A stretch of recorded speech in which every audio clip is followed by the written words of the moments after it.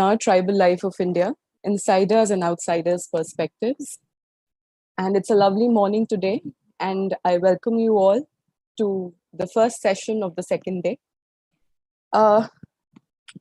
Before I begin, I would extend my thanks to Professor Patnaik for arranging this beautiful and a webinar worth intellectual stimulation today. And Dr. Venkat for being with us through every thick and thin, technically and otherwise.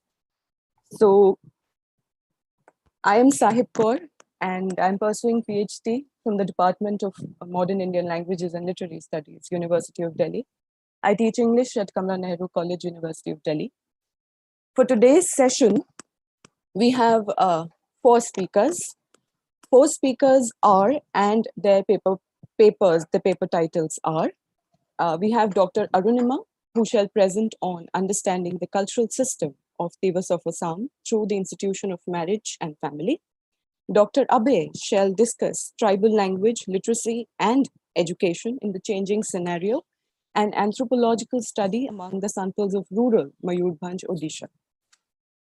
The third speaker for today is Dr. Jyoti, who shall present her ideas on Budhan theatre, an expression of historical stigmatization of denotified tribes. And the last speaker for today's session is Dr. Setulu, who shall present on an analytical study of Chakisan community in response to COVID-19 pandemic and insider's perspective. A few key points before we begin with the first speaker. We have to keep in mind the following. The time limit given to each speaker is 20 minutes, and they shall be reminded about the time after 15 minutes, about the remaining time.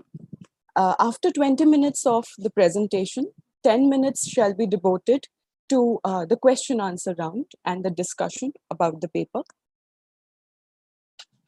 The third point is the very important point that all the participants who are keen to ask questions, who are willing to ask their questions, are supposed to put their questions in the chat box and only in the chat box. We shall not have any kind of verbal communication. Last point is the speakers are requested to introduce themselves before beginning with their presentation. I repeat, you will have to introduce yourself before beginning with your paper. And with this, I welcome Dr. Arunima to begin with her paper. Thank you very much, everyone. Thank you. Sahib, I extend my thanks to you, and I'm also thankful to the organizing committee for organizing such a beautiful series of this webinar. Am I audible? Yes, you are. Please continue. Okay. So I'm Arunima Goswami, and I'm currently working as an assistant professor in the Department of Cultural Studies, Assam Women's University, Jorhat, Assam. So my paper is titled as Understanding the Cultural System of Tiwas through the Institutions of Family and Marriage.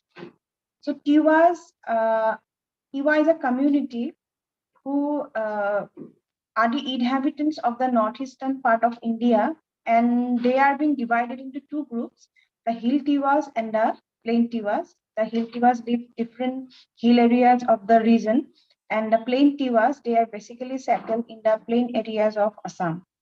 So in this paper, it has been attempted to present the structures of family and marriage system of Tiwas and how these institutions have shaped their cultural system in distinct ways to be different from other communities. So first, I will start with the system of family. So in Tiwa language, the family is called No Kunja, where No refers to house and Kunja means kin who live in that house. So the structure of a Tiwa family who observe matrilineal system starts with a nuclear family and its extent thereafter. So in this matrilineal family structure, it has been divided into 2 parts. We can consider as primary members and the secondary member. And the primary members are Jela and Hari, and the secondary member is Kabi. And also Jela, from the marital relation, Jela can be again divided into Hari and Kabi, who belongs to the same So Jela and Hari, who have they are Jela means the male member and Hari means the female member, and they are siblings. They belong to the they are born from the same womb or most common mother, and Borjala of the family remains an indispensable part to his sister's family. He is the elder brother of that family. Within a family which is comprised of Borjala's sister, her husband, and their children, Borjala is not considered as a member of that family. He goes to live with his wife after marriage. So, but it doesn't terminate his relation with the family of his birth. He has some defined roles to play when there come some socio-economic obligations for his sister and her children. Borjala, being the male head in this parental family, has a significant role to play, such as settlement of marriage, selection of inheritress amongst his sisters, etc. Borjala of the clan. He is recognized as the senior male element of the descent in the clan. He has a structural position in the clan. Borjala of the clan doesn't have any socio-economic obligations towards his sister, but on the occasions of marriage or to perform any other ritual, his role is consequential. Kabi, the brother-in-law of the family, is designated as Kabi in order to particularize him as the youngest brother-in-law. Borjala calls him Kabi. They retain this unity throughout life, and Kabi calls Borjala as Chalarao. But Kabi has no formal position in the family like Borjala and the Harikori. Harikori is the female. Uh, he holds the middle position in between Borjala and the Hari. So Borjala's parents-in-law call him by the term Changoi, and Changoi calls his father-in-law as Hu and mother-in-law as New. The system of marriage among the Tiwas, marriage means Kule Mindaine Dhar Sawa, means transformation of a person from one clan god to other clan god. Several kinds of marriages are there among the Tiwa community. Marriage system of Tiwas accentuates an uncomplicated series of acknowledging the union between a man and a woman.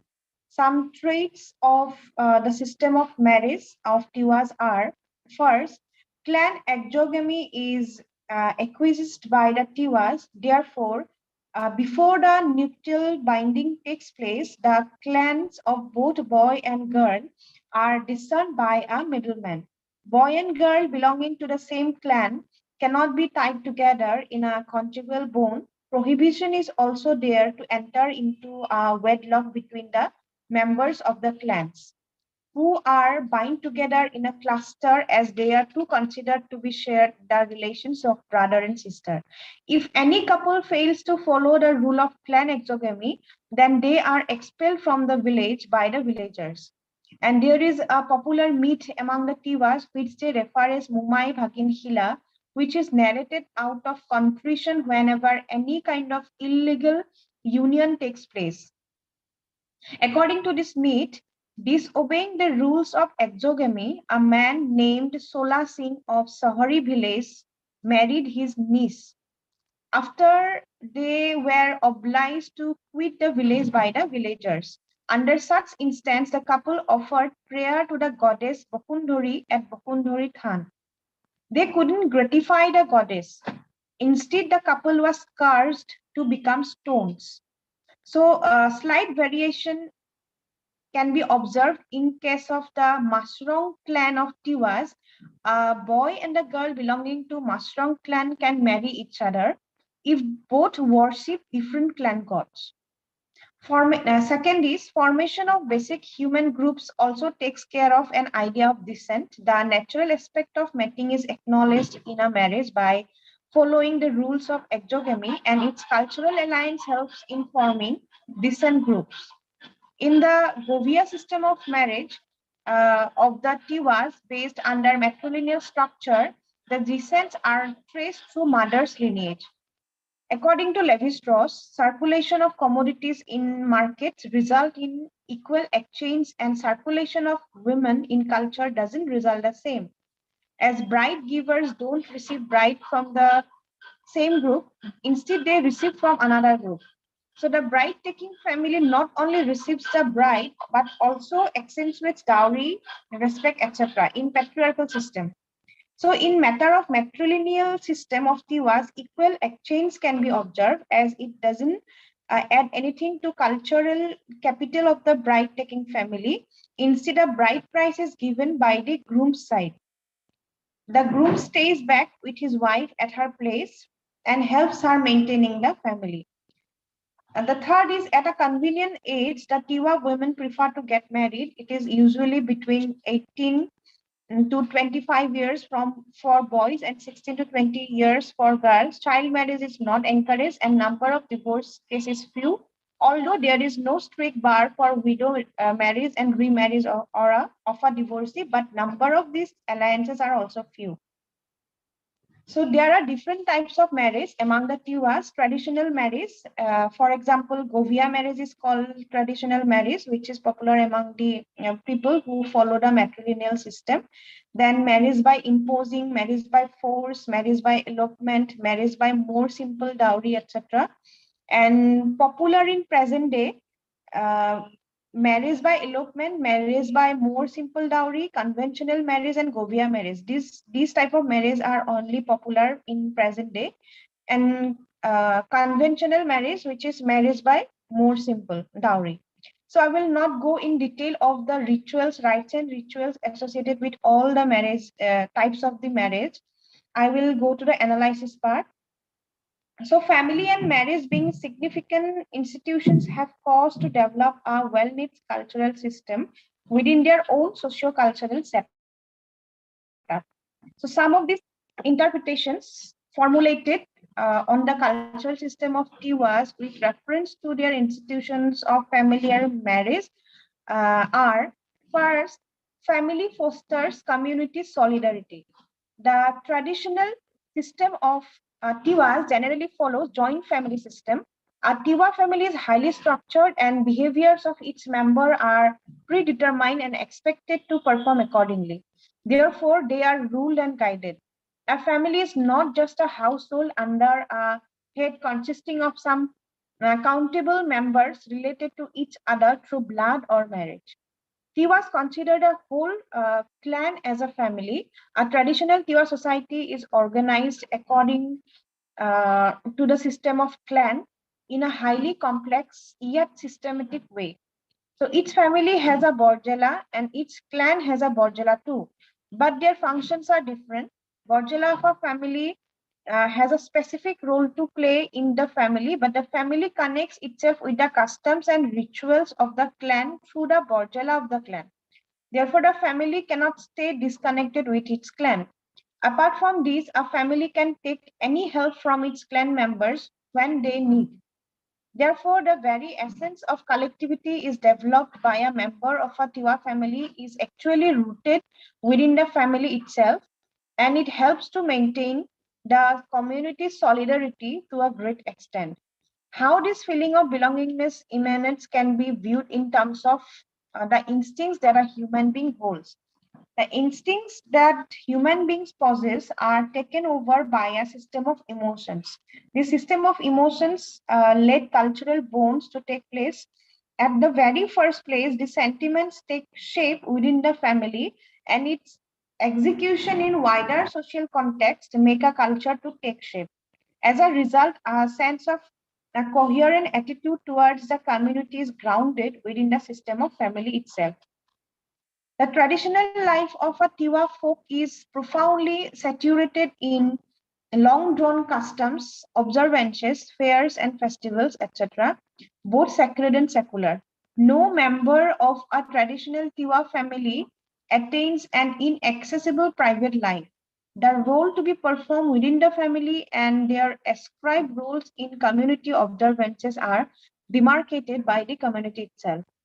The roles defined by the community to its members eventually help to maintain group solidarity. Thus, a family of Tiwas is not an exclusive entity. It is all inclusive in the community as a whole. Next is acceptance through avoidance. Tiwa society being traditionally a matrilineal society, the relationship between the mother-in-law and the daughter-in-law is symbolically fabricated, where acceptance of the daughter-in-law rests on her forbearance to resist the avoidance symbolically enacted by her mother-in-law. The ritual associated with the welcoming of a bride in a patriarchal society decipher joy and contentment, since in matrilineal Tiwa society, the boy goes to live with his wife at her parental house. The acceptance of the daughter-in-law by her mother-in-law is not a matter of joy and fulfillment. When the bride comes for the first time, the mother-in-law shuts the door and she waits till the mother-in-law opens the door, then the bride can enter inside the home. Since the attachment turns to a detachment to a certain level between the mother and the son after marriage, thus this unhappy situation is subverted, recreating another situation of desolation where the enactment takes place between the mother-in-law and the daughter-in-law. The next one is emancipation is revealed in customary restraints. Traditional marriage performed without the consent of the boy or the girl's parents can be negotiated by the parents claiming the firstborn of the couple as their own, which only can be avoided through transferring the clan of the one to the other. Thus, the significance of clan within a Tiwa society is more important than anything else. On the one hand, it symbolically accentuates the position and the function of the parents in the lives of the children. And on the other hand, it also evinces the significance of the clan system in the socio-cultural lives of the Tiwas. It is an impediment in order not to cause any imbalance. Traditional matrilineal system of Tiwas has taken a downward move in present-day context. Plain Tiwas have completely abandoned the matrilineal system, but a portion of Hill Tiwas are still adhering to it. In some of the matrilineal families of Hill Tiwas, a unique change has been noticed, where the son and the daughter-in-law, daughter and the son-in-law all live together in one family. In such families, the sons have not become Govia. Govia means who goes to live with his wife, but their sons-in-law are Govia. People who have transformed towards patriarchy, their descents are also traced through fathers' lineage nowadays. In case of property rights, families practicing matrilineal system, their tangible properties such land, house, etc. have become properties of the paternal side with their adherence to the patriarchal system. Dr. Arunima, sorry to intervene. You just have 5 minutes left with you. Okay. So gendered space. So equality and respectability being significant virtues in gendered spaces are focal point in the community life of the Tiwas. However, the domain of patriarchy being so powerful and strong has overshadowed the matrilineal system of the community, which has widely impacted to attain the male-oriented gender notion to receive ascending mobility. However, in a traditional society of Tiwas, it is a mother who is being acknowledged as a creator of consanguine relations. Therefore, in this process, they adhere to the matrilineal system. The involvement of women in religious practices, family matters, and economic matters exhibit it prominently. So, thus in contemporary context, the gendered notion prevailed among the Tiwas can be viewed from two perspectives. The first one is women have attained a new space where the space is relinquished by men to become overpowered in the existing socio-cultural setting. Secondly, women have access to those spaces now where they had no role in the past. So according to traditional Tiwa cultural norms, men and women both are commensurate constituents in human society. In the womb of a mother, a human being takes shape. Considering the reproduction system as natural, they believe the mother as the prime source to create conjugal relations. So this is the basis behind the adherence to the matrilineal structure by the Tiwas. They believe men and women both are equally responsible to bring harmony and strength to the society. When equality between men and women is still a blurred picture in the mainstream Assamese society, a sense of freedom between the two rooted deeply among the Tiwas is very significant. But with the changes in marriage norms, women's roles in society and economy have not remained the same as they earlier used to have. So, though adherence to matrilineal has become numerically fewer, but its noteworthy significances cannot be overshadowed. Thank you. Thank you very much, Dr. Arunma, uh, for your presentation and insights on the Tiva culture. We really find it appropriate, and we consider it as something which is supposed to be, brought to the daylight, and how Tivas culture in its entirety, with the aspects of family, with the aspects of matrilineal descent, with the aspect of a collective consciousness, maybe, how Tivas community has emerged in its entirety. Thank you very much for your paper. Now we have the floor open for questions. Participants are requested to put their questions in the chat box only. Before we get questions, I was keen on knowing a few things about Tivas culture. Since you mentioned about the bride price and the matrilineal descent, which is inspiring in a way, I wanted to know about what is this culture of separation? Say, or a man and woman want to get separated, and is there any tradition of divorce as well in the clan, or is it through the legal way only, the by the law, which other patriarchal manifestations have, which cultural manifestations have? So is it the same way, or is it something different? And who takes the, I mean, this is the second question, who takes the onus of the child? Thank you for your question. So it was also my question when I visited the field, but they have replied as in the traditional society, they have divorces, but very few in number. And I haven't seen any, and I haven't met actually anyone to ask directly these questions to them. But as per the questions I asked the informant, and they replied as cases are there, very few, but they have no kind of communication with the legal authority to have to perform that role. And it simply happens among them, and they can remarry again. And the child comes with the mother, because since it's matrilineal descent they follow, so the child comes with the mother. But very few cases, but in present day they have also started these present day marriages, means conventional marriage system they have now performed, they used to perform. So in that marriage there are, when they get married, there are legal documents also, some Tiwa families follow, and this is same in case of them as like other community or other people.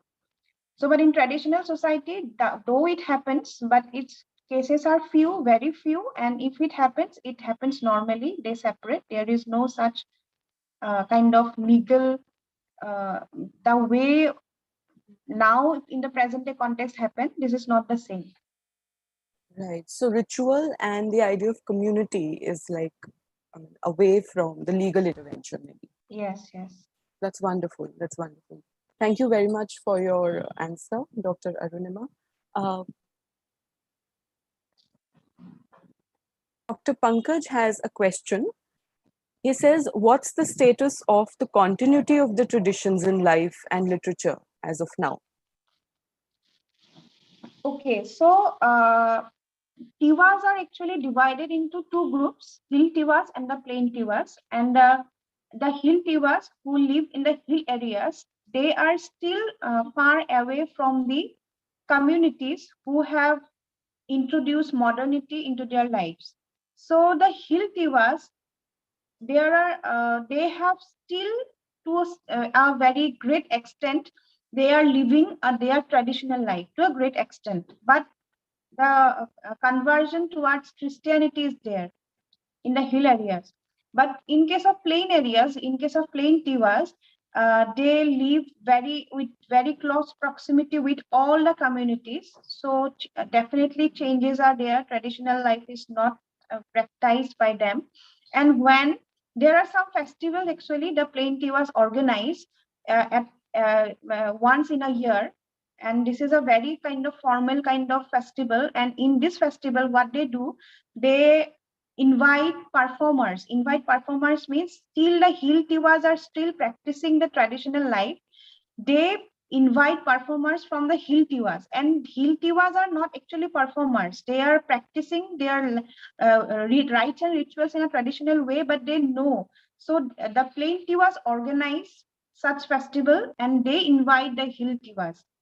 And this is there are some objectives behind, and the first one is to create an identity of themselves, that we are distinct from other people because they are living with the mainstream society. They want to show themselves as different from other communities, and through such festival they assert their identity. And secondly, the second objective is their children, means the children of the plain Tivas, they have no such idea about their traditional culture, and the parents, they want to know, let them know that what is your basic root. And since they don't practice, they have no idea, so they invite the hill Tivas to perform in such festivals, or to show rites and rituals in such festivals that the younger generation can watch, or one younger generation can experience. Right.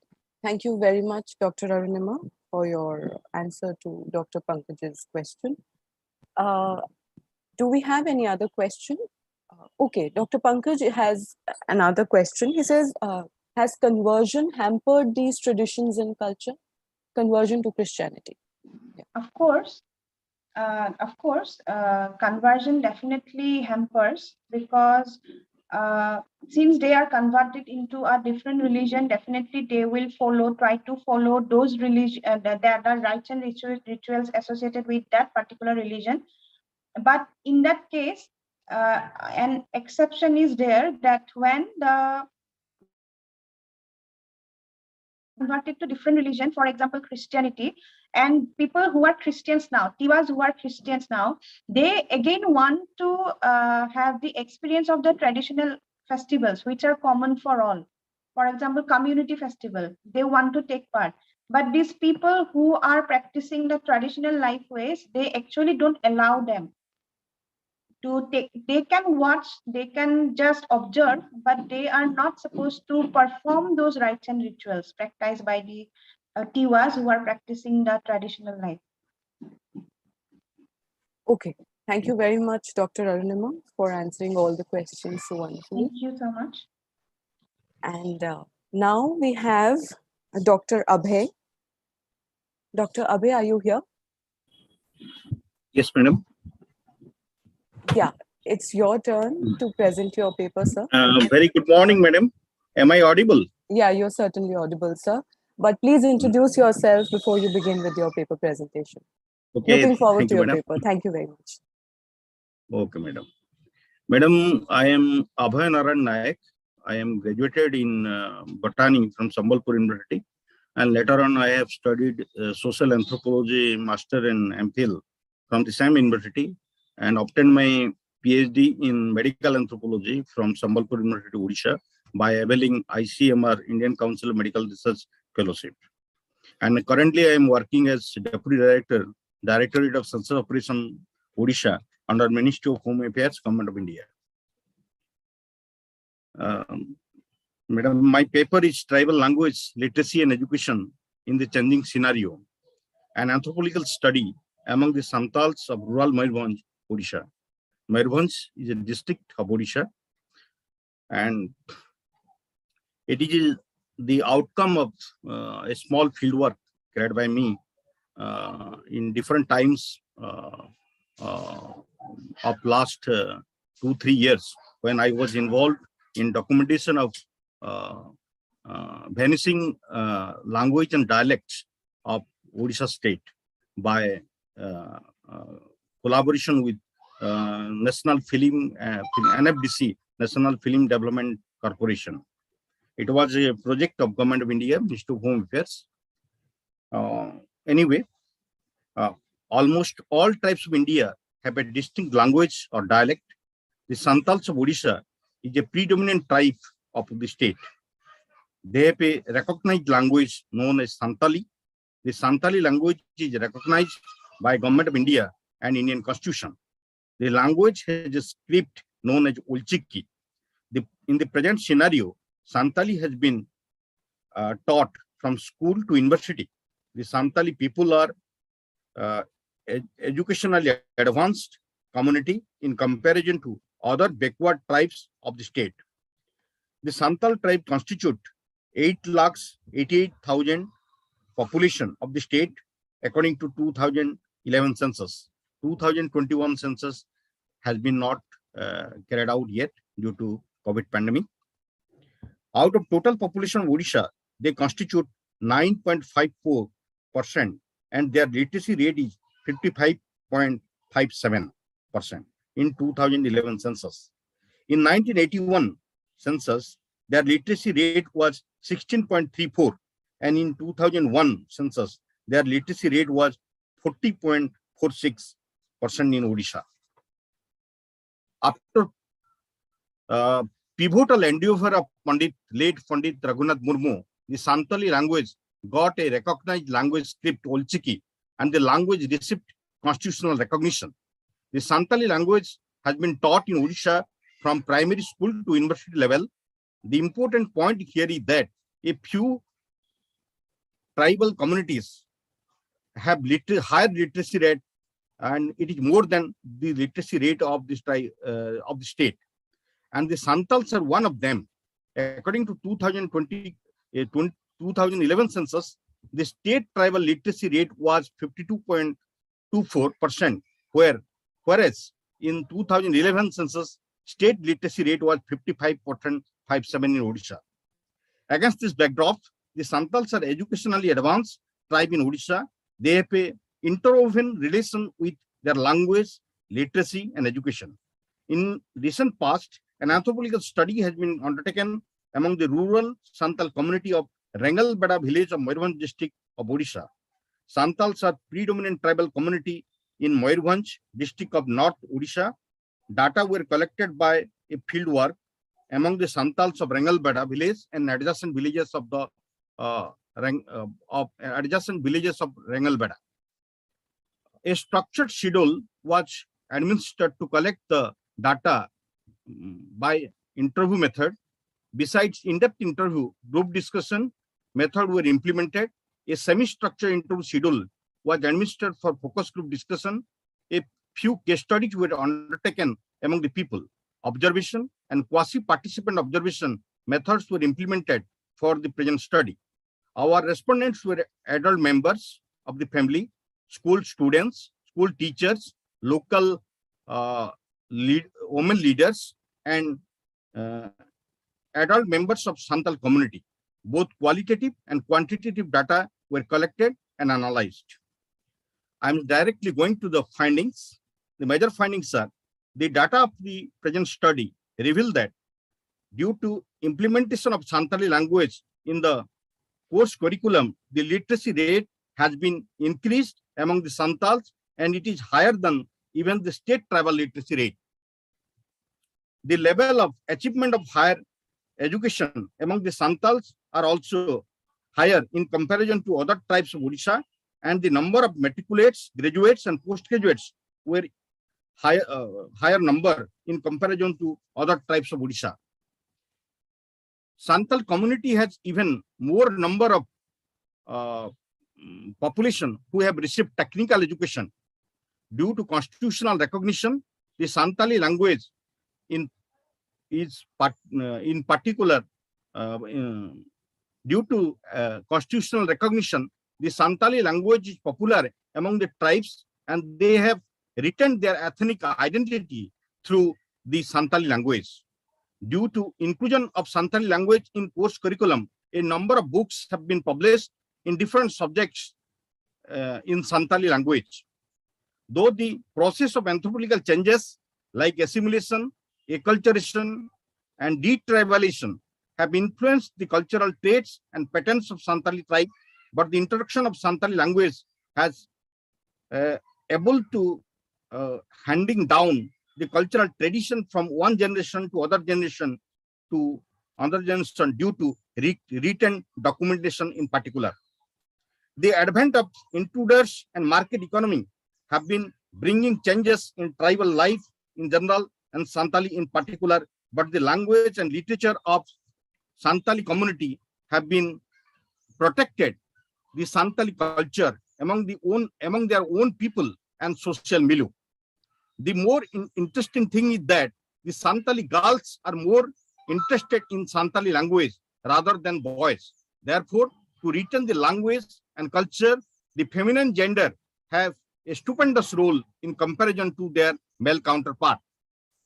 The unfortunate thing is that the teachers are discouraging the Santali students to read Santali as a medium of instruction, and they are promoting to opt English language as their medium of instruction to eke out their survival and to compete in the job market, which should be intervened by the local administration and the local community-based organization. Recognition of Olchiki script and Santali language in Constitution have documented different folk tales, folk literature, which is not only treasure of the community to understand their cultural life, but also it can play like an instrument to implement other ameliorative measures by administration and other agencies. In a holistic way, if we understand the language, literacy, and education of Santali tribe of Odisha, it is tangible that implementation of Santali language in course curriculum and medium of instructions in school and colleges and universities, the literacy level of Santals has increased relatively, and attainment of higher education and even technical education are more relatively higher in comparison to other tribes of Odisha.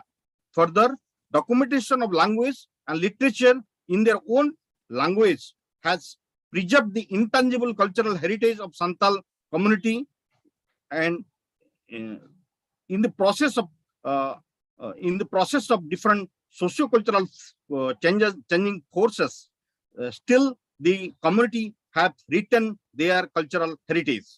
The administration should utilize the cultural traits of this language in developmental processes, and particularly to develop information, education, and communication materials for fruitful implementation of different ameliorative measures for the development of the community in particular and society in general.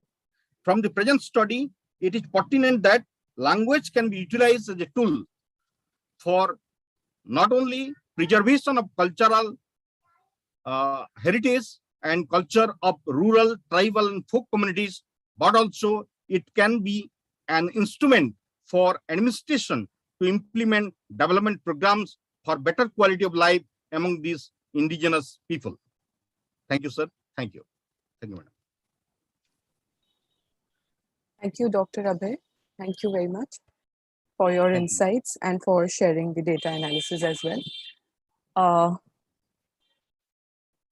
Since we had a short presentation of Dr. Abhay, I urge everyone to put their questions in the chat box.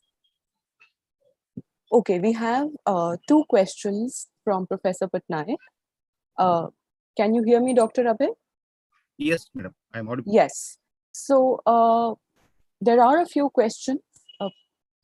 Question number 1 is, different scripts are being used by the Santals such as Roman, Devanagari, Bengali, Odian, and Olichiki. Up to what percentage of people use Olichiki? Okay, madam. Yeah, this is question number 1. Okay. Question number 1, that means different scripts have been used even for Santali Odia script. Dr. Abhay, are you there?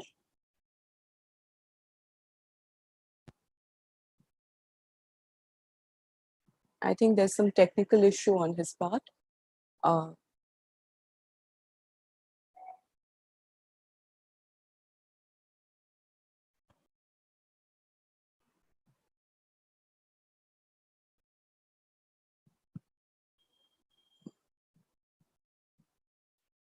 I think the technical team can look into this. I hope he joins me. He is there, Kaur.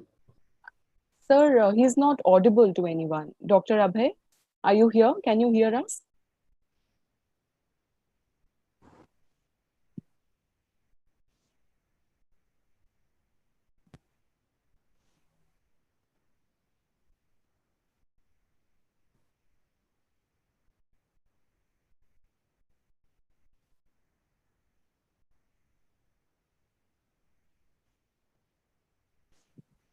Dr. Abhay, can you hear us?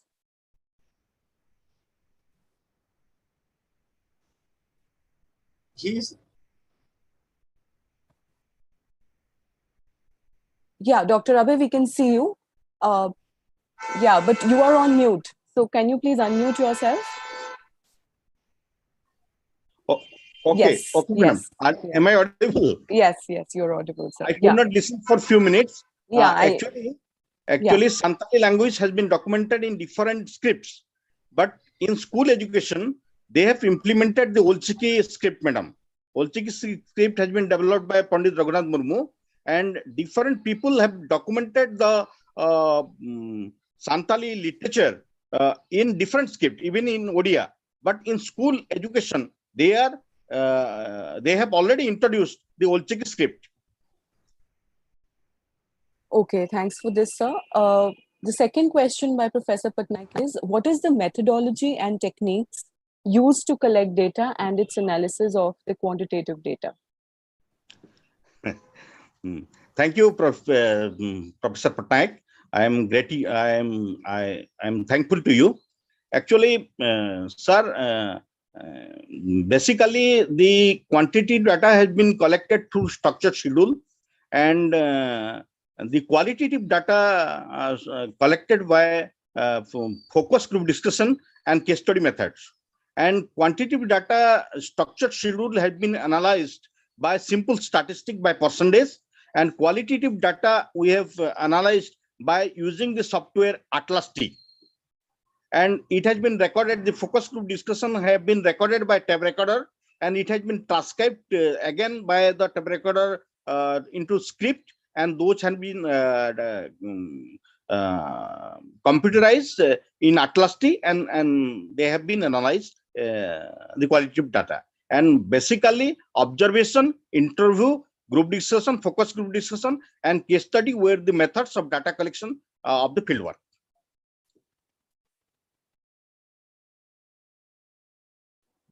Thank you, Dr. Abhay, for answering that question. We have another question from Anjala Upadhyay. She mentions, how do you think the use of Santali language will result in more opportunities for the tribe vis-a-vis English, which you feel is being unduly encouraged these days? Yes, that is also, madam, thank you, madam. That is also perception of the instructors. Those who are teaching Olchiki, I told that they are discouraging the students to opt Olchiki as their more method of instructions. Rather, they are encouraging English, because in the job market and in language, so far languages are concerned, English is the dominant language in India, not only India, but also in international level. But the main thing is that to understand the perception of learning and teaching, the mother tongue has an instrumental role to be literate first, and to understand the domain knowledge of the subject. I think the language of mother tongue has a better prospect to teach and learn than in comparison to a foreign language, that is English. And in Odisha, recently, the Santal students the Santal student, those who have received their education by Santali medium, they have they have already achieved their status in job market, and those results are saying in favor of Olchiki language, madam. Thank you very much, Dr. Abhay. I have a question. Allow me to ask. Yes, please, madam. Yeah. So, since you mentioned a lot of data about the Santhali community's language, education, etc., I am keen to know how do you perceive the new education policy vis-a-vis Santhali language and its representation at the school level and the college level? Is there some newness that has emerged out of it, which can be now accommodated and it was not seen previously? Actually, new education policy, I have to go through it, madam. I am not so acquainted with the new education policy. First, I am seeking apology for it. But in my perception, from the primary education, from this level of education, from primary level, it should be implemented through mother tongue. And if it is, all languages are self-sufficient in their own culture and time, context, in their geographical context. So I want to refer Professor Padma Shri Devi Prasanna Patnaik, who has argued a lot in Odia media, in newspaper articles, that the primary education should be implemented through the mother tongue. Second point is that English is inevitable, madam. I do admit that English is inevitable. So, like the course curriculum in the CBSE pattern, now it is prevalent in all over India. From 5th standard to 8th standard, they should learn their own mother tongue as well as English as well as Hindi. And from 9 to 10, they have to opt one language other than English. Then it is the CBSE pattern now prevalent in the country. So I think along with the own language, own mother tongue, we should read English, but we should give priority to our own mother tongue to understand the domain of knowledge of different subjects, rather than by copying or by following, by imitating English only. Madam, thank you. Thank you, Dr. Abhay, once again. Professor Patnaik, I didn't know that we'll ask a common question. I just saw your question. Okay, sorry for the background noise. There's another question for Dr. Abhay from Arpan. Dr. Abhay, he asks, how is the literacy rate of Santhali defined and measured? Is it in terms of all the language they speak, including their indigenous language, or the 22 official languages recognized by the government of India? Good question, madam. It is a fine question. It is related to census also. The literacy rate has been analyzed according to census figure. And census, we are taking the literacy, mean the language which is a person can read, write, and understand in any language. In any language. Not only census is not telling that the language should be recognized by the constitution, but the languages which are prevalent, he should read, write, and understand the language. And according to 2011 census, the Santali language was a recognized language by Government of India, and those who have learned and those who have who can read, write, and understand the language through Olchiki even, and Olchiki language or Santali language, they are treated as literate. And I have taken the literacy rate from Census of India, not from my own definition, madam. Thank you. Thank you, sir. I'll take the last question now for your session, sir. This is by Devjani Bhattacharya. She says, very engaging presentation, sir. I would like to know what is the take of the insiders regarding this language politics. Insiders. Insider, not outsider. Okay. Insiders, I told madam, I have interviewed both boys and girls and adult members of the family as well as the community leaders also. The insiders, I told it has a gender dichotomy. The females, the girl child, the girl students are more interested in Olchiki, the insider view. They are interested to learn the Olchiki. But the boys who are in Santali community, they are not the only bread earners. In other community, the boys may be bread earner only, but in Santal community, the females have equal and more role in their bread earning. And the Santali girls are more interested in Olchiki rather than their male counterparts. Thank you. Thank you very much, sir. There's Garima, who is very keen to know a few things. She has questioned me personally as well on the private chat. I mean, she has questioned twice and thrice in the chat box. She wants to know primarily where is the Santhal community located, and if you could suggest a few Santhal writers, because maybe she's wanting to know more about the Santhal community. And she wants to know what are the famous cultural artifacts of the community. Yeah. So very quick reply. Yeah, thank you very much. Actually, Santals are, thank you, madam. Santals are concentrated in Jharkhand, Odisha, West Bengal, and this total belt is known as Santal Pragana. The total belt is West Bengal, Odisha, and Jharkhand, adjacent Jharkhand, where Santal community are residing. They are the indigenous community of the locality that is known as Santal Pragana. And in Odisha, in Mayurbhanj district, the Santal community is the dominant tribal community of the district. And for information, I'm telling, Santal is numerically third dominant tribal community of the state, and they are basically inhabiting in Mayurbhanj district. And I just want to refer the book, The Santals of Santal Pragana, by that was the first ethnographic collection by Professor P.C. Biswas of Delhi University, Department of Anthropology. And by that book, from the time of independence, you can trace out the population of Santals where they are inhabiting. And in recent 2011 census report, you can find the Santals community in Odisha, Jharkhand, and West Bengal. And from census report, you can find the community where their population is what. And in Mayurbhanj district, Odisha, they are prevalent in almost all blocks of the district. Thank you, madam. Thank you very much, Dr. Abhay. I hope, Garima, you, he's been able to give you the answers of all the questions you have asked. Thanks for joining from Australia. Yeah, with this, we move to the third speaker for today, who is Dr. Jyoti. Dr. Jyoti, are you here?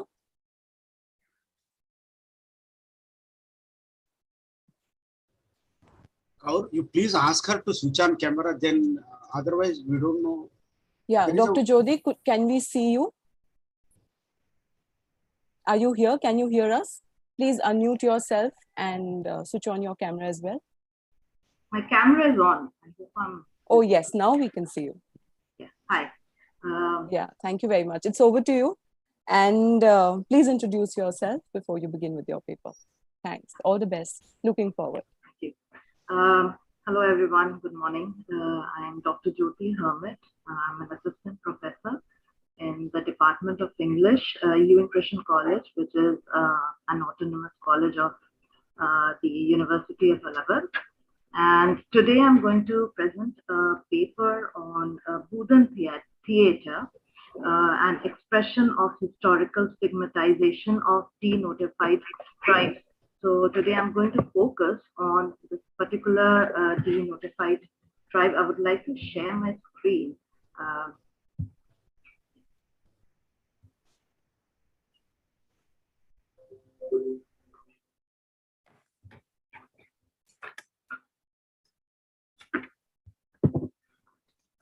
The screen is visible to us.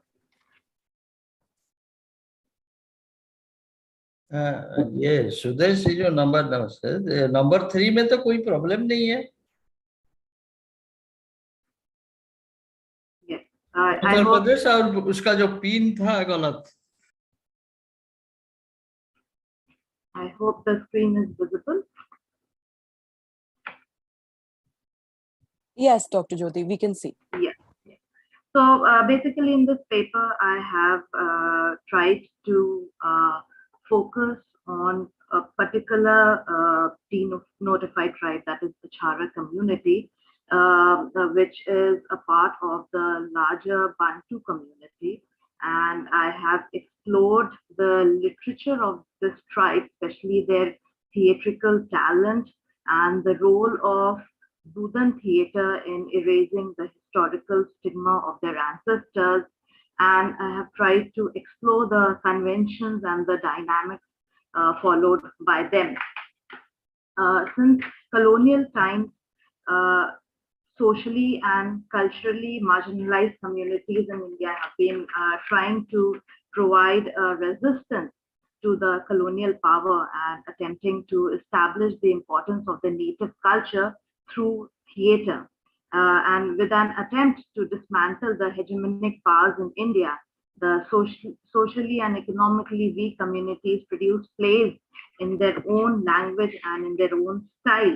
And unlike the revolutionary leftist theatre, community theatre of the marginalized and subdued communities like denotified tribes and nomadic tribes have achieved minimal recognition. DNTs have a history of persecution by the criminal justice system and are continually targeted under specific laws and legal provisions. This historical stigmatization dates back to the colonial times when the Criminal Tribes Act 1871 labeled several nomadic tribes as hereditary criminals and were made subject to systematic commissions of non-bailable offenses.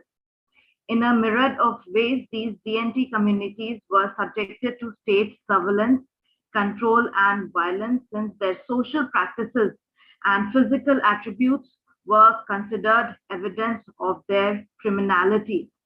The independence of India failed to wash away the colonial stigma associated with them, and even the Constitution of India turned a blind eye to the plight of the DNTs. It was only 5 years after India's independence from the colonial rule that the Criminal Tribes Act was repealed from the Indian legislation. Even though many DNTs were released from their settlements where they had been confined, few denotified tribes continued to face the atrocities of the state and were labeled as habitual offenders by the Habitual Offenders Act. Many of these communities, including the Chara community, continued to live on the same land where they had been dwelling for years due to lack of resources and livelihood. Now, Budhan theatre is basically a community theatre led by the subaltern youth of the Chara community. I'm going to focus on the Chara community of Gujarat. Basically, they are situated in the heart of the city of Ahmedabad, and Chara Nagar is abode to this Chara community.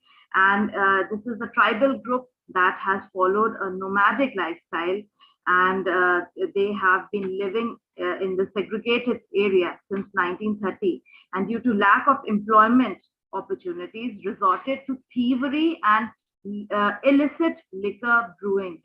And a strong prejudice surrounds this community due to which people are prohibited from entering this area owing to the criminal stigma imposed upon them and their history of being a wandering tribe.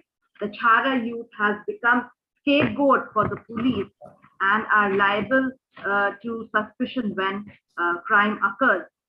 And it was only after the intervention of activists like G.N. Devi and Mahasweta Devi from denotified nomadic tribes rights action group that the Budhan theatre was found.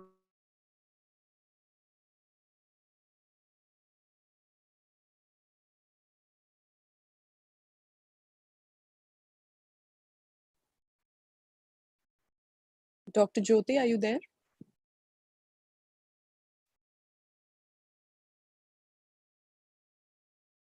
Dr. Jyoti?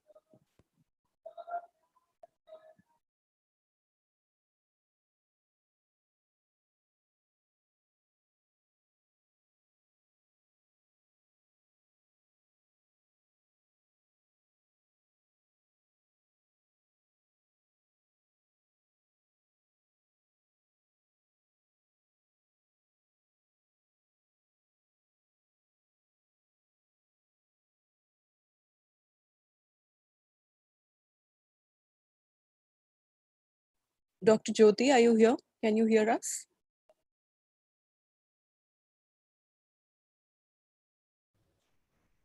Kaur, I think she left. I think she lost network. Yeah, I think the same, sir. Let me just contact.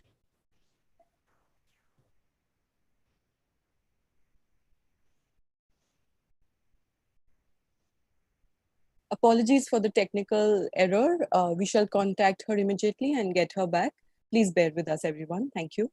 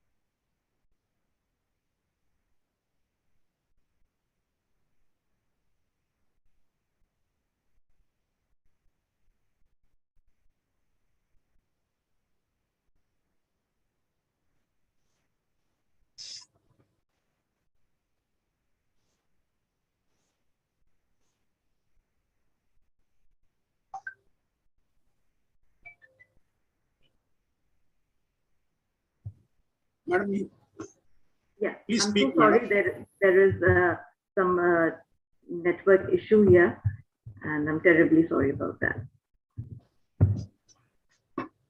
Please continue. Yeah, we were waiting for you. No problem. Yeah, yeah. So it was only after the intervention of activists G.N. Devi and Mahasweta Devi that this Budhan theatre was founded on August 31st, 1998. And they were surprised to see the group of youth producing, enacting plays on the social issues of the Chara.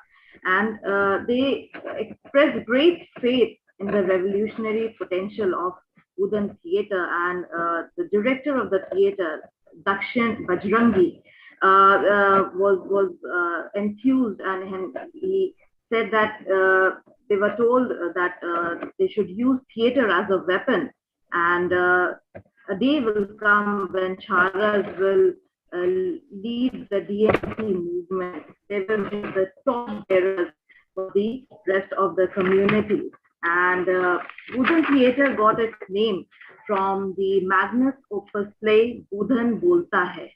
This was a play which was based on the murder of Budhan Sabri in police custody in Purulia, West Bengal. And the Chara youth was inspired by the work done by Mahasweta Devi in bringing justice to Budhan. In the late 1990s, the Budhan theatre, the Habitual Offender Act was abolished by the government, and the custodial death of Budhan was reviewed by the judiciary, and the custodial killing of Budhan reverberated the Chara community's experience with the judiciary and the legal system. And they started questioning their identity, and the famous question that they ask in every play is, are we second-class citizens? And demand, we want respect. Now, Budhan theatre has been greatly influenced by Jerzy Grotowski's concept of poor theatre because it has been following its dynamics due to lack of resources. They moved away from the conventional synthetic theatre and adopted a minimalistic style for their theatrical performances. And we see that they do not have enough props, they do not have a proper setting. And poor theater exposed Budhan artists not only to the backdrop of theater, but also to the richness of art form. They considered theater cathartic, as it gives the actors a voice to speak and a space to struggle. And through the use of very limited props, so there would be a drum, there would be some household utensils that they use, and the actors convey the cruelty and the terror of the system and the agony of the community. They use their voice and their bodies to convey the relationship between the oppressor and the oppressed. Now, the chorus plays a very important role in the performance. The songs are heart-rending, and the group movement is accompanied by drums and everyday objects like utensils, lanterns, conch shells, bottles. The costumes are modest, regular clothes, which bring an element of authenticity in the play. The makeup is very minimal, having no specific theater form. Budhan theater uses street plays and other experimental forms to create sensitization. It has surpassed the constraints of space and gone beyond the limitations of location by training its actors to perform not only on the stage, but also buses, terrace, classrooms, and museums. I would now focus on a couple of plays which have been written by Dakshin Bajrangi, and they range from legal atrocities to exploitation by government agencies. Budhan Bolta Hai is their magnum opus play. Pinya Hazare Kale Ki Maut, Encounter, Budhan, Kahani Meri Tumhari are some of the plays in which the artists discuss a social problem and highlight the oppressed state of their community. For example, Encounter highlights the victimization of a member of one of the DNTs who was forcibly dragged out of the house by the police and later killed without recording any crime against him on paper. So this play exposes the tendency of the police to label any one of the DNT members as a criminal. Similarly, Kahani Meri Tumhari is a record of the history of suffering and victimization of Chara community. And we see that Budhan Bolta Hai, the play itself, is very aptly reflects the strategic murder of Budhan by the police. And the chorus, the lines of the chorus, I'll read out a couple of lines, but these are very important. Budhan is a thief, accept your crime, beat the scoundrel, give him electric shock, drive him mad, the dark cell. So this highlights the victimization of one member of the tribe, and he is a representative of the tribe, of the larger picture. And then we have another play, which is Choli Ke Piche Kya Hai. This is an adaptation of Mahashweta Devi's play Breast Giver, and it throws light on the deplorable condition of a woman suppressed by the constraints of class and caste. And it is about the objectification of a female body, thereby creating a discourse of the doubly marginalized subaltern. Hence, Budhan theatre movement has emerged as a persevering force against social, political, and financial changes due to the deep conviction and determination of its artists, who have also established themselves in the conventional creative space. They have used theatre as a conduit between the community and the mainstream society. And theatre has become a cause to visit this particular area, the Chara community. And by establishing itself as a creative hub, Budhan has been able to remove the stigma that is associated with the community, and it has created a revolution for social acceptance through their strategic fight trying to acquire constitutional rights for the DNTs. And I would like to show you some pictures here. This is Charanagar, and these are some performances by these artists.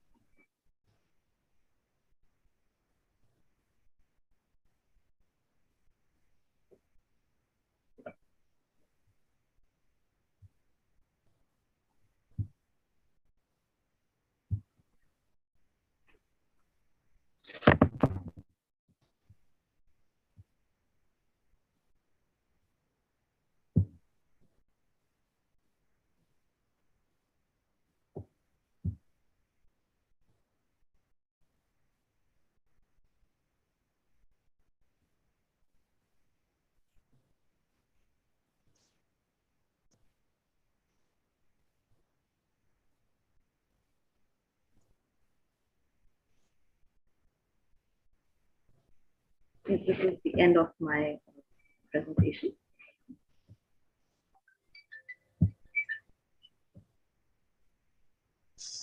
Thank you. Thank you, Dr. Jyoti. Thank you very much for sharing these slides with us. I think the visuals are extremely important when it comes to performativity and the exhibition of performance, especially when it comes to manifestation of theatricality. So I think you did a wonderful job by sharing all these pictures with us. And we really liked how a certain community that has been denotified, as we get to know from the title of your paper itself, and how you get it through, bring it in the mainstream academic discourse particularly, and how they do get a voice only not by their theatrical presentations and performances, but also a certainty within a recognition within the academy as well. So thank you very much for that. I really, really liked your presentation, and this is from my end. Thank you very much. Thank you. The floor is open for questions.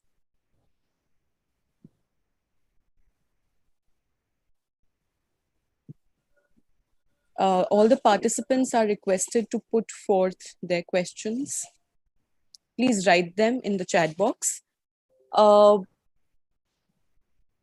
first question is from Professor P.C. Patnaik, and he has asked, in insider-outsider perspectives, where do you put Mahashweta Devi as a creative writer?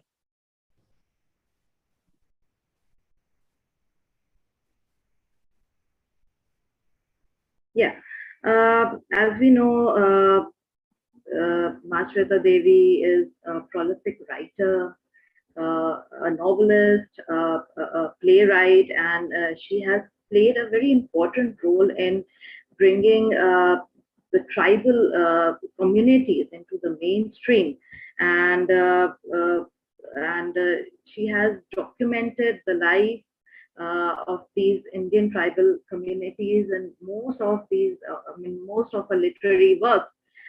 If we take the example of Mother of 1084 or Bayan or any other play, she's she very beautifully through the use of images. She brings out the atrocity and the plight of these marginalized communities, and I would place her at a very high pedestal. Because not only is her writing, a reflection of the problems that are surrounding these tribals, but she does it in a very creative manner, and it's very aesthetically her works are very rich and very emancipating. Thank you, Dr. Jyoti. Dr. Jyoti, it's a request before we take up more questions. Can you please help us go through your slides, since all of them were not visible in your presentation? Yes. So if you could share, all of us could get a glimpse of it.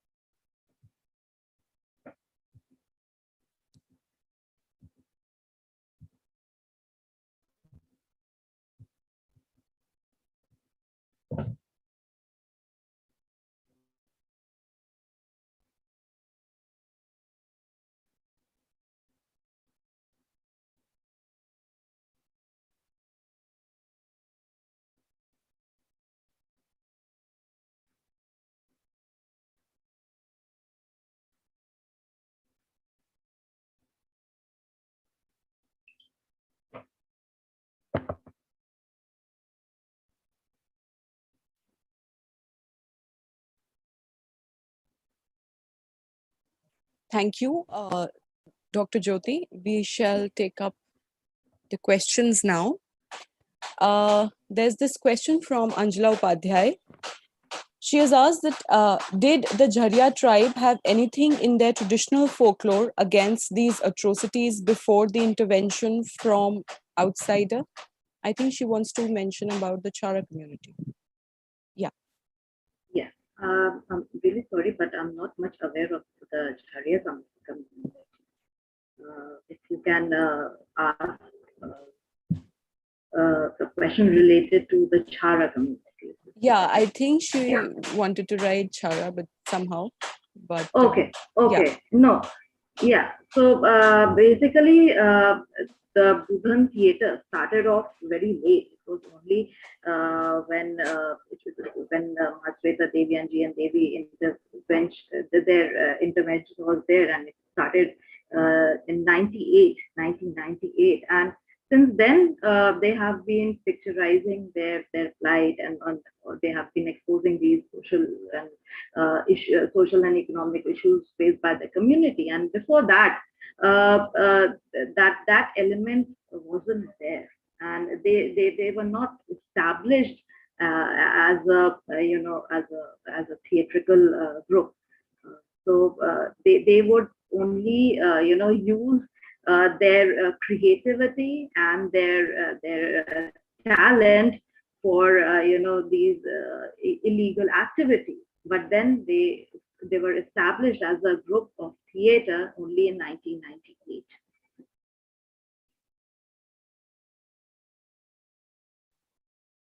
Thank you very much.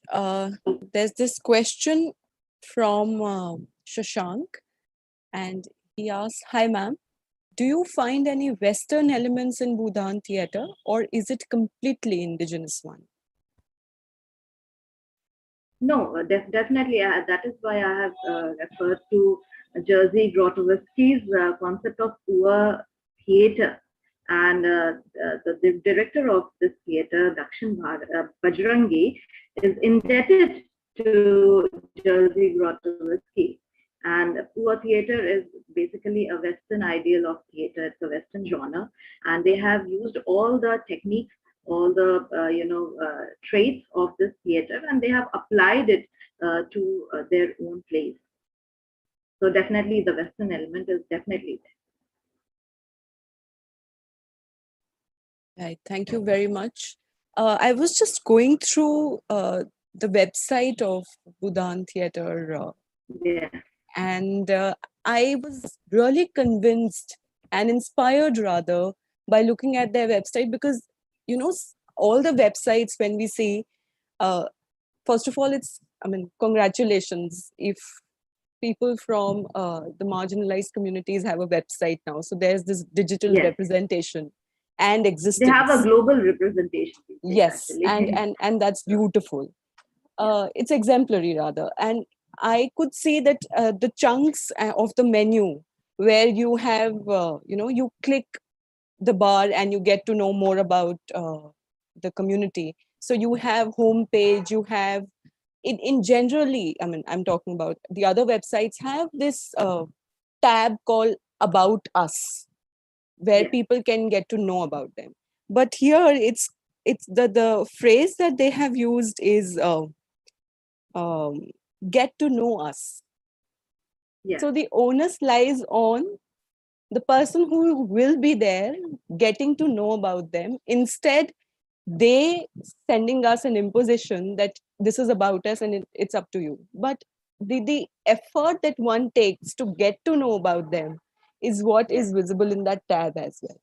So I think that that's beautiful, and that certainly marks this endeavor of our deficit, our deficiency of not knowing about them before, and now we have to enable ourselves to do so.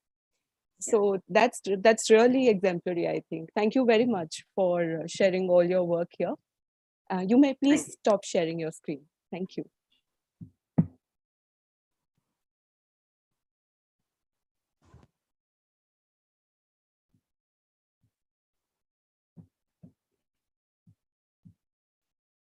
Thank you, Dr. Jyoti. After Dr. Jyoti's presentation on Budhan theatre, we have Dr. Setulu, who shall present her paper, which is an analytical study of Chakisay community in response to COVID-19 pandemic, and Insider Speaks. So, Dr. Setulu, hi. Hi. Looking forward to, no problem. Looking forward to your paper. Thank you.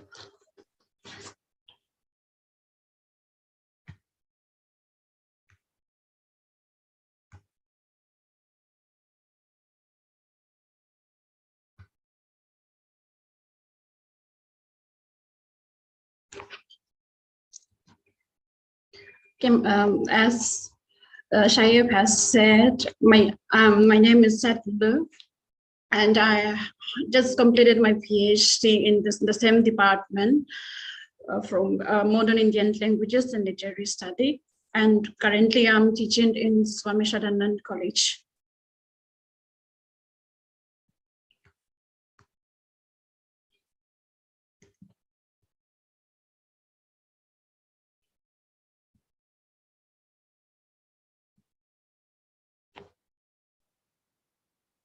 Okay, just a minute.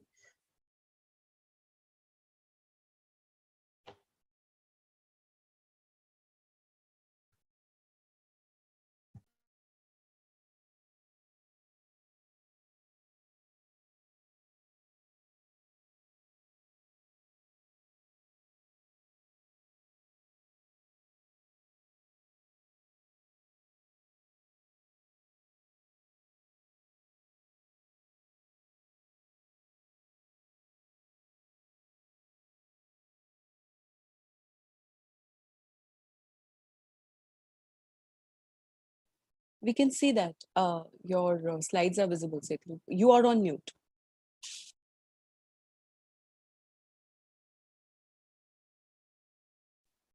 Setulu, could you please unmute yourself? Okay, am I audible to you? Yeah, now you're audible. Okay, thank you. Okay, so the title of my paper is an analytical study of the Chakasan Nagas community in response to the COVID pandemic and Insider Speaks, which I will be talking about in as an insider perspective.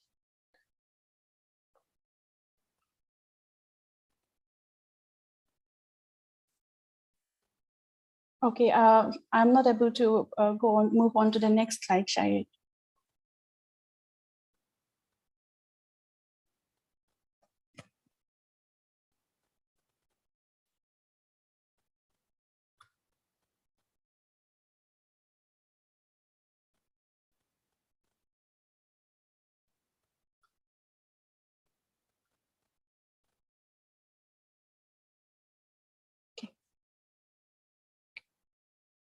Okay, so with this, I will just start with my topic. So the introduction here in this COVID has, when we look at this, the pandemic time that we have all gone through, COVID has created a number of turbulence to the whole world, within the world, in confusion and displacement. And every country took preventive measures to curtail the spread of virus, which India has also done the same thing, where many have lost their lives, while many have also been displaced. So the peril that people had gone through was immense, affecting each and every one, and irrespective of physically, irrespective of age, gender, and wealth. So this, with the existence of COVID-19, many writers have voiced out about the community as well, and the pandemic, about the pandemic, and they have written about the community's difficulties, the struggles during the lockdown, which they have emphasized about it. They also have emphasized on the lack of proper sensitization and awareness in the community, and especially in the rural areas, and also have emphasized on this improper medical facilities. But what they failed to look into is from the positive sides on how the community proactively deal with the pandemic. So we rather focuses more on the infrastructure, the facilities that's there in the rural areas rather, and we fail to while emphasizing on this this minimal basics that's there among the society, we overshadowed with all these topics like difficulties, the struggles of the community with what the community has been proactively dealing with the pandemic. So the Chagasan community is one of the 16 communities in Nagaland, and they are under PEC district, where they proactively deal with the COVID-19, especially during the nationwide lockdown when the first pandemic broke out. The way the communities in rural areas came forward to protect the people, their village is rather needed to be re-emphasized and deconstruct the presumption or the misconception that other people has about the villages and construct a new approach towards them. And there is no denial of the fact that there were times that the community also encounters difficulties during the pandemic, but the way they proactively deal and handle the pandemic with more of the collective knowledge rather than solely dependent on the government is more rather needed to be emphasized. So in this, that the community, when you look into the sphere there, during the lockdown, it was not really a lockdown, it was just locking within themselves. So when the whole country was in lockdown and has severely affected many lives, the community handled lockdown as per the collective decisions of the village elders. It is this time that the collective decision, the traditional system of decision comes to play. So every village within the jurisdictions of the Chagasan community handled the lockdown in their own respective rules. So even the Chagasan public organizations, this is one of the organizations that controls or that take care of the rules and regulations of within the Chagasan community. Even they themselves became powerless, where every village starts making independent decisions for their respective villages. So looking at how they make decisions, we find that the traditional system of independent village before the arrival of the British and the American missionaries were seen during lockdown again. And in the traditional system, when we look back in the past, we find that no villages are ruled or controlled another village, or nor imposed any authority over another village. So no matter how small the village is, every village was an independent village with separate norms and taboos. So during the epoch of this headhunting, the village goes to war to show their strength, gain their recognitions from the neighboring village, or for the prowess and power. But ruling the defeated village was never practiced within the Chagasan community. So every village exists side by side independently. They neither take order or be ruled by other villages. So when we talk about the collective decisions, when the community had a pandemic management, we find the traditional practices are still in continuum. This community, the self-imposed lockdown by villagers, help the community to protect themselves from the pandemic at bay. And in order to protect themselves from the disease, the villagers collectively decided to restrict themselves from moving out beyond the boundary of the village and prohibited outsiders to even enter their village, where they put up barricades to all the entrance gate and men taking turns to guard the village. So you find the similar pictures of the community during headhunting period, where we could see the similar situations when they were dealing with the situation during the time when men from every household in the village takes turn to watch the village from the enemy. Then the traditional village entrance gate is very significant to the community in the past, and people still revert it. So when you look at that, the gate symbolizes the stronghold protections of the enemy and the evil spirits. So if enemies enters the village, suppose back in the days during the headhunting time, through the village gate to fight, they take it as a defeat and also expose their weakness of men in the village because that particular village was not able to stop the enemies from the gate. So any untoward incident, like an unnatural death or any kind of rituals are buried or performed outside the village. So one intriguing thing that we find even during this time of pandemic is that we find that all the quarantine centers that the community or the villagers manage, you find that they are built outside the village gate. And the traditional practices and belief finds their way to the villages during pandemic. They shy away from the outsiders' contact. However, this did not disturb them from engaging in their daily activities, like agricultural activities. The self-reliance for every villages helps them survive the pandemic through it all. And life was normal within the village jurisdictions. Although they were prohibited to visit each other's village, they were engaged in the normal life, doing their agricultural activities. They were doing, everything was normal. It's just that they are not able to go outside the village within beyond their jurisdiction. And the decision makers in the village make sure that they do not run out of essential needs. So what they do is they represent the whole village to go to town to buy the goods and then resell it to the villagers. So the only restriction, that the only thing that got changed was that they are not allowed to cross the boundary of the village. Now, when the first case was reported in Nagaland on 22nd May 2020, with an influx exodus of returnees from different parts of India, as well as from different parts of the world, we find there's a suspensions of mixed feeling and uncertainties and anxiousness within the villages when people started returning home and from different places. So slowly they accepted, however, later on, they slowly accepted the fact that sooner or later the villagers are going to face the real life situation when their sons and daughters who are working outside the state are going to return back from the cities. So the acceptance of the fate comes with a big responsibility in protecting themselves and their loved ones from the disease, and also risking themselves to take care of their people returning from other states.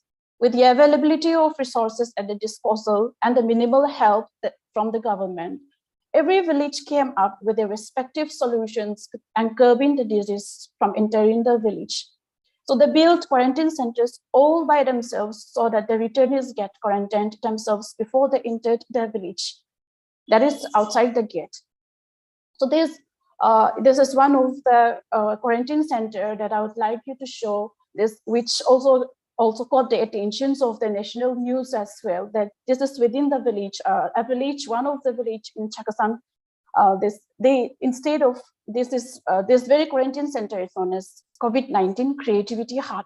So this village, the Shizami village, is one of the Chakasan village under Thek district. This village, like villagers' way of management and quarantine centers, has got the attentions of many outsiders, and the villagers set up a COVID force to manage the home quarantine center, for which they creatively came out with a new name as COVID-19 Creativity Hut, rather than saying the quarantine center. Then it is an eco-friendly center placed on the laps of the scenic beauty of nature. If you could see here in the picture, on the sideways, you could see that quarantine centers built with a bamboo hut. And with the availability of the resources, the abundance of bamboo resources in the community, you find that they uses these bamboos at their advantage and build 14 huts, bamboo huts, which is attached with a hearth, so that they could boil water or make tea for themselves, makeshift bathroom and toilets, and decomposed pit to host the returnees. So this is how they have prepared. If you could see on the side, the front part, in the banana leaves that has been wrapped, this is how they have wrapped the food, and they usually serve the food in here. They place the food on this very table so that the quarantiners, the returnees, they will get the food by themselves from this very table. So now, looking at this, you find that there are lots of traumatizings. People were stigmatizing. So in order to show the gesture, a welcome gesture, they even have packed a gift, like welcoming the people, welcoming the returnees, that they are there for them and they are with them and they will be with them. So all through this time, all through those home quarantine, they encourages the quarantinees welcoming them, giving a package of gift, just a good gesture to welcome them. So but what make this COVID center Creativity Hut make more extraordinary was that they created a friendly environment, engaging the people in quarantine center, engage themselves into something productive, that the returnees will keep themselves away from psychological stress and depression.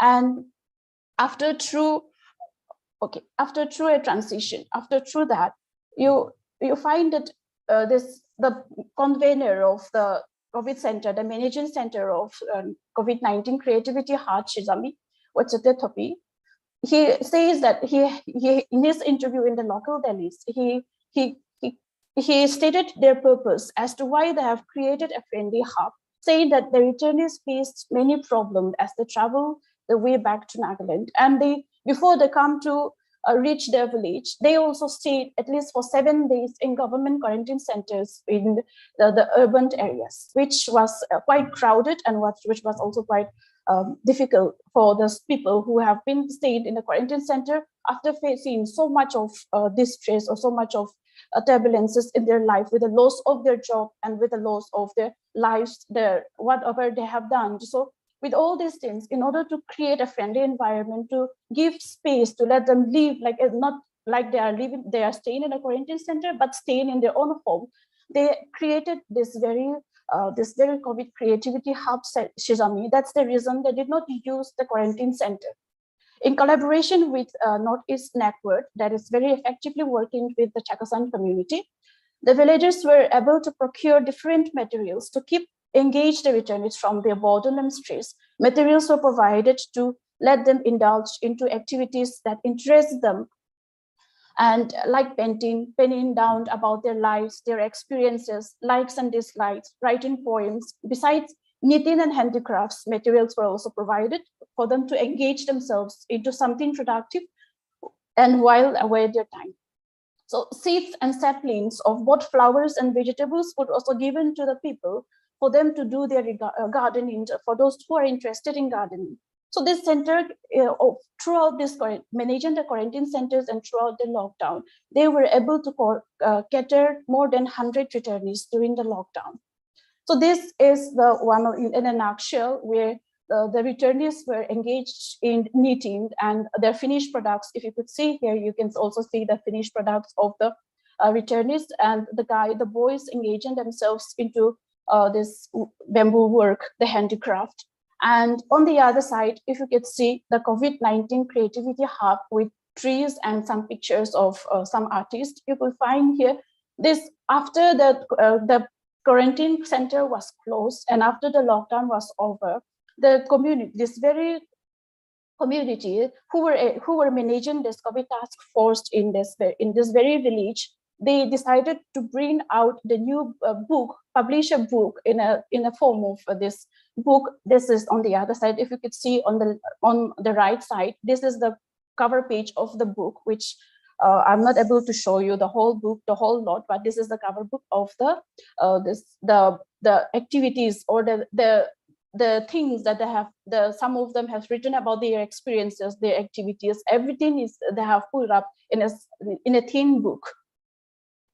Now this on the left side, if you could see here, there's the community were getting ready for the preparing and building the COVID center, this very creativity heart, and on the other side is the complete one where you could see the smoke, which means that there's already a returnees stationing up in this very center. The availability of natural resources in the village keeps them at an advantage position and less affected when it comes to food. Since rice was a staple food for the community and agriculture is the main occupations in the village, the community has their knowledge on preserving and storing rice for even more than 30 years. So for food, there is a sufficient.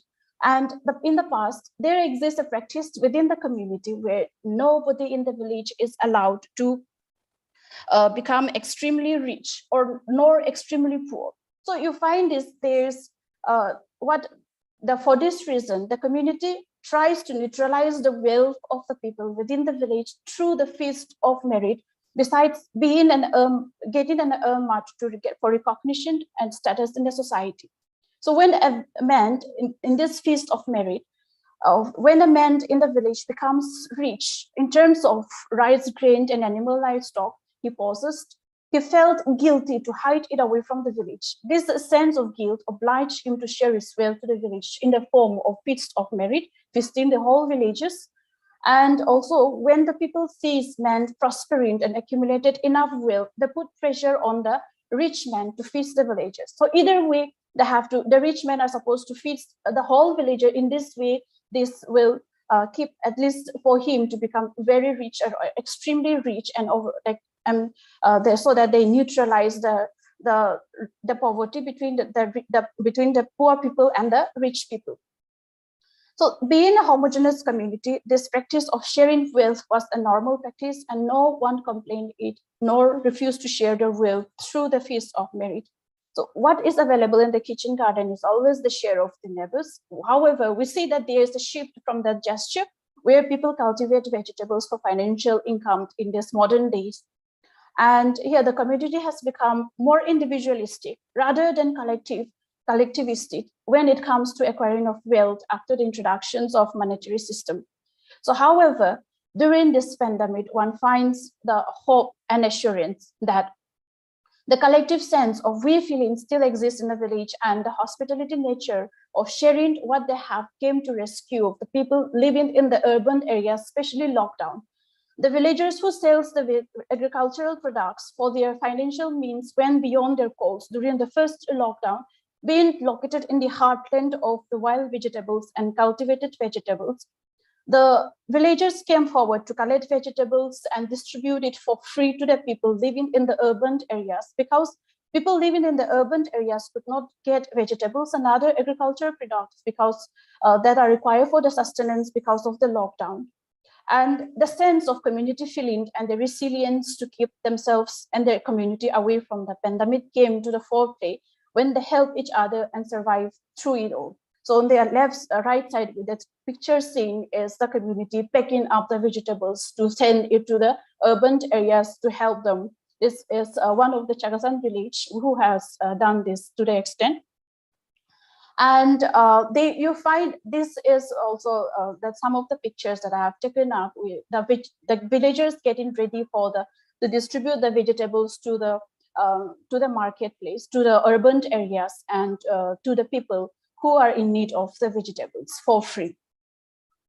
Now, the government feared that the villagers will not be able to handle the pandemic because of the unwelcoming first impression they got from the villagers. However, as the situation come knocking at their door, you find the community step ahead in managing the pandemic crisis. So they were scared to even let the near and dear ones who were away from the states to enter the village because the fear that these returnees will bring the disease to the village. So there was a time where the villager faced indecisive debate whether to let the returnees come to the village or disallow them. However, their collective feelings, the sense of togetherness, brings them at the end together to fight against the pandemic. So instead of turning back to the returnees, they took responsibility and went extra miles, even outdid the management of the state government. So when you look in this, you find us they're returning from different nooks and corners, and they took the perilous journey. So what the returnees were ferried to the respective states or to the respective places or to the respective villages. So during this time— Sorry to intervene. Yes. 3 minutes. Okay. So during this lockdown, all the shops were closed, and for this very reason, the community set up a stall by the roadside, and they kept the place so that the returnees will just hold and take something, at least there's some water, so that this is how they seen in the picture. You see that they have kept the eatable things for the returnees. And we find that the lockdown, there is an interplay with the taboos during this pandemic time, where even the medical teams were not even allowed to enter in the village. We find that to the extent that they were not allowed to enter the village. So what they do was they let the medical team give put the medicine or whatever the things that they needed to give to the villagers. They keep it on the side with outside the village gate, so that the primary health centers, the people who are working the primary health centers within the village, they make sure that they go and pick those things, that the facility, those things, and those kits, the COVID kits, and they take it and distribute it to the villages.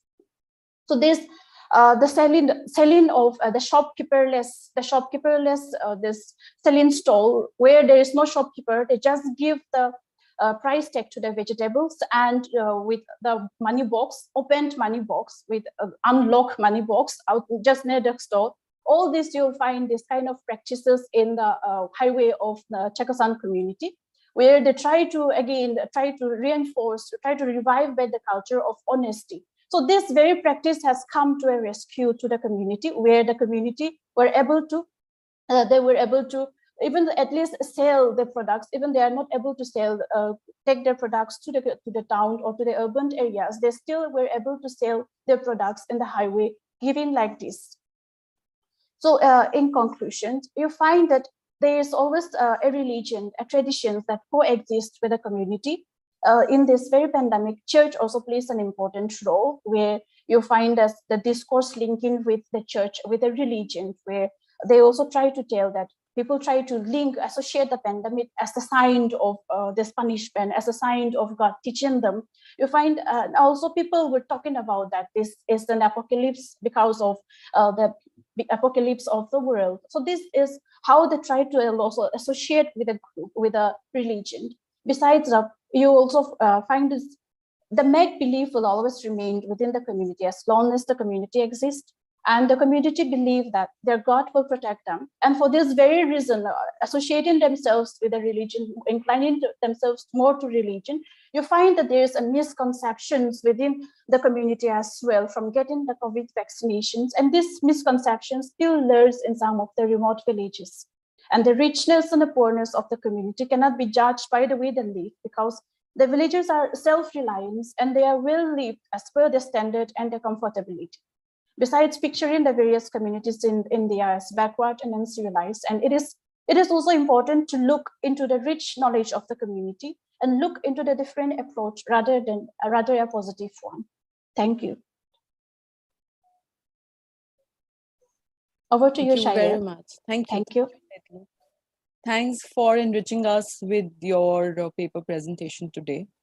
Thank you. I think by far I have not come across an insider's perspective on COVID, vis-a-vis a certain tribal culture or certain tribal life. And I really think that your presentation has actually shown us the collaboration between sensibility, tribal sensibility and sensitivity, and how both these things have been very remarkably have made people conquer COVID in whatever minimalistic ways they could do. And I think the sense of community, without compromising on that sense of community, to say so. So it was really inspiring in that way. Thank you very much for this. Let's take up a few questions.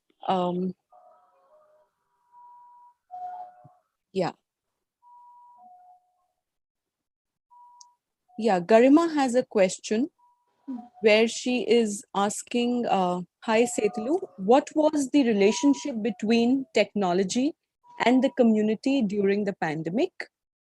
This is question number 1. Following this, she has another question. She asks, has the community adopted modern technology in response to COVID-19? And the third question is, what is the attitude of the villagers to vaccination of COVID? Okay. Thank you, Shayat. And I'm sorry, there was going to be some interruption and a background interruption. Apology for that. So when you are talking about the relationship between the community, the technology and the community during the pandemic, it has all when you look into urban areas within the Chagasan community, like in sub-town, suburban areas, you find that there's the community are dealing with there is the involvement in technology as well. But when you go back towards when you go to the rural areas, the villages, the way they manage is completely different. The way they manage is like they are out of they did not use the technology. They did rather use they try to go back to the traditional way of managing things. They, instead of using the technical way of managing things, instead of following the rules and regulations laid down by the government, and like I said in the presentations, they rather go back to the traditional practices.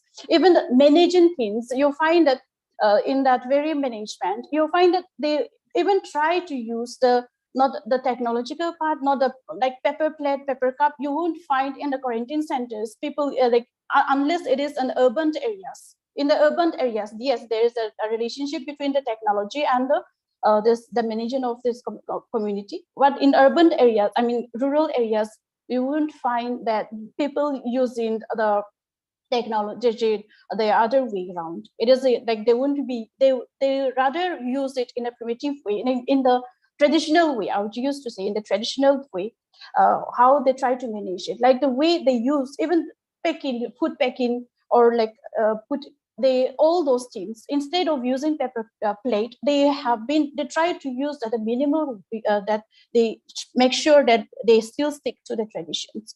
And to the next question. Okay, yes, to the next question. So what was that? Can you please tell me again the second part of the question? Community adopted modern technology in response to COVID-19? And Yes. what is the attitude of the villagers to vaccination? Okay, yes, they are also in it. The community is obviously with the we living in the modern world. Even the technology has reached the village. They also have adopted in the technological way as well. But they deal more when things come into like handling with pandemic. They deal more with the traditional way of doing things, their own way, rather than using the technologies in managing things. And yes, when we look into the vaccinations, and I would not lie to this, that because of this religious influence, religious comes to foreplay, you find that there is where still there are lots of people preaching now that this is something wrong, this is something going against God, taking COVID vaccination is something against God, and you find this kind of misconception, the suspicious mind, this kind of thing more in the village rather than in town, not because they are also some of them are ignorant, but because they stick to their belief, and they are, when it comes to changing their beliefs, they become more stubborn. Like there's also to do with this their belief, and it's not possible to change their belief. So in this vaccination, COVID vaccination, there are lots of peoples in Nagaland, especially in the remote areas, particularly in Chakasant area. You'll find that there are lots of people who have refused to take COVID vaccination. That includes my village as well. The many villages, many peoples within my village also, they have refused to take it, and which we cannot force it. So we have to respect that as well. Yeah. Thanks, Setulu. There's another question by Shashank. Okay. He says, this is such an insightful presentation. I wanted to know that are there the instances of reverse migration in Chakisang community, and how were they received by their community members? Reverse migration, as in, can you please explain, like, can you please elaborate it, like reverse migrations to urban areas or to some people to a community? Yeah, Shashank, please put that in the chat box. And in the meantime, we move to the other question by Dr. Pankaj. He asks, hello Setulu, have some new stories, songs, literature come up during or post-COVID? Okay, yes, like, see, when we talk about the folk tales, when we talk about this folk tales and songs, we always, it starts with rumors. It starts with people started talking about rumors, and they started coming out. So there are some, not as in stories, not as in songs, but you find that there are some jokes. You find some jokes or something that has to do with COVID. They not in the form of a song. In literature, many have written about literature. I mean, written about the COVID as well within the community.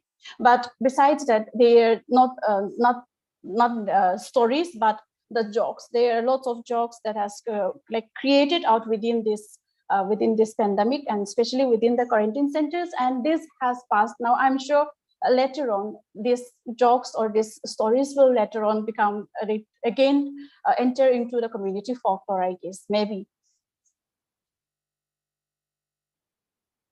Thanks, Setulu. Shashank has clarified his take. He says, I mean people returning back from the places they were working / settled in masses. Okay, so Okay, it's first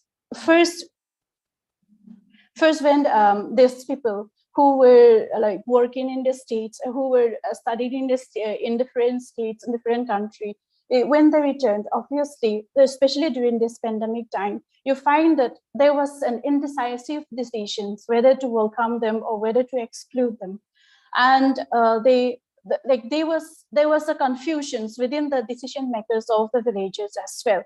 But later on, with, like I said, with the homogeneous feelings and the community feelings is still there in the village, within the community, they accepted it. They slowly accepted it and they came forward for this very reason, for this very acceptance. They received the community with welcome. Some of them, like even in order to show a good gesture to support them, they were even said, not personally giving gifts to the people, but they were just picking all the things that's needed, that the returnees or this migration who are returning back to the state, to welcome them as a sign of a gesture. You'll find by the roadside lots of packages, gift pack in the, like, lining up in the roadside, which is meant for the returnees too. So you find this kind of how the community later on, at first, when they get to know that there is a COVID pandemic, there was a fear. There was a fear between these people, but when they accepted it, the things went the other way around. Thanks, Setulu. We'll just take one last question, which is by Devanjali. She says, so interesting and enriching presentation, ma'am. I was wondering if the community has any myths about the pandemic, as if they believe it was destined for some specific reason. It would be great if you can share some instances. Yeah.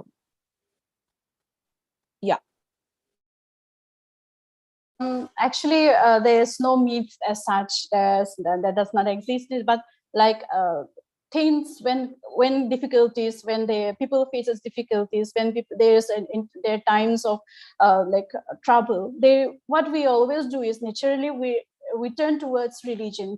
That is our first and priority, that we all reason the community again turn towards their religion, which the Christianity, with which we have presently that the community is into. So they turn towards them, but then when they try to narrate it back, they try to solve in their religious way.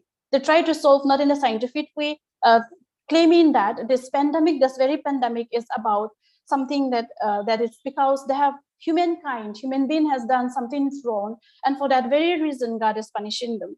And for some people, they have this notions that there is an apocalypse, that the world is ending. So this kind of assumption, this kind of superstitious belief, we cannot never, as long as religious is intact with the community, you can never keep away the superstitious belief separate from the community itself. So this is there's no myth, there's no something that's there in the community about this pandemic, but there was a religious link with a pandemic. Yeah, thank you very much, Setulu. It was indeed marvelous to get insights from you as an insider. And I think this is the current field of investigation, especially during COVID, when we are trying to investigate so many things that COVID has done to all of us. So about tribal life and culture, we could get to see from you and get to know from you. Thank you very much for that. Yeah, with this, we come to the end of the session. Thank you very much, everyone, for joining this session and being this wonderful audience, and for your wonderful participation as well. My sincere thanks to Professor Patnaik again for giving us this opportunity to know more and to think through the lines of tribal life. Thanks, Dr. Venkat, for your assistance throughout, for all the backstage thing, which we cannot do without actually. Thank you very much to all the professors who are here, all the teachers, research scholars, and people from various domains who have joined us today. Thank you very much. It was really enriching to know about the tribal life from the insiders and the outsiders, especially when we do not get to know about it so often. So thank you very much. I'll take your leave. And we shall meet at 2 p.m. again. So see you soon. Thank you very much, everyone. Professor Patnaik, have you anything to say?